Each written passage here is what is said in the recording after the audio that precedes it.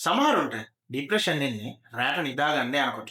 නිදාගන්න ගියාම තමයි තේරෙන්නේ මොකක් හරි අවුලක් තියෙනවා කියලා. ඇයි? ඇඳේ කොච්චර වැතිරිලා නිදාගන්න හැදුවත් නිදාගන්න බෑනේ. එක එක දේවල් ඔළුවට ගලාගෙන එන්න ගන්නවා. සැහැල්ලුවක් ඔළුවට ඇත්තම නැහැ. නිදාගන්න යන වෙලාවට. මේක සිද්ධ වෙන්නේ මොලේ තියෙන රසායනික ද්‍රව්‍යයක් ඔයාගේ ඇඟේ හැදෙන ස්ට්‍රෙස් හෝමෝන් එක කෝටිසෝල් ඔයාගේ ස්ලීපින් සයිකල්ස් වලට ඉන්ටරප්ට් කරන නිසා.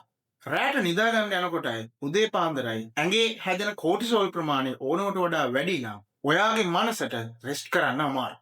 ඒක තමයි ඔයාට උදේට මඩේ එරුණා වගේ උදේට නැගිට ගන්න බැරි ගතිය, අතපය බර ගතිය දැනෙන්නේ. මේක වගේ කම්මැලිකම නෙවෙයි ඔයාගේ ඇඟ එළියට පෙන්වන රෝග ලක්ෂණයක්. විද්‍යාව අපිට පෙන්නනවා ડિප්‍රෙෂන් ආවම හරියට නිින්ද යන්නේ නැති බවත්, හරි නිින්දක් නැතිවීම ડિප්‍රෙෂන් වැඩි වෙන්න බලපාන බව. ඒ කියන්නේ මේක සයිකල් එකක්. හැබැයි අපිට මේ සයිකල් එක කඩන්න පුළුවන්. බැරිකමක් නැහැ. හැබැයි ඒක කඩන්න නම් ඔයා මුලින්ම තේරුම් ගන්න ඕන ඔයාට මේ නිින්ද යන්නේ නැති එක ඔයාගේ ඇඟෙන් එළියට එන රෝග ලක්ෂණයක් කියන එක.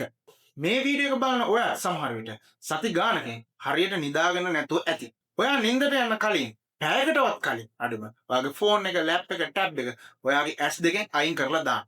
ඔයා හොඳ හොට් වෝටර් බාත් එකක් දාගන්න, නිදන කාමරේ සම්පූර්ණ අඳුර කරන්න, ලයිට් සේරම නිවන්න.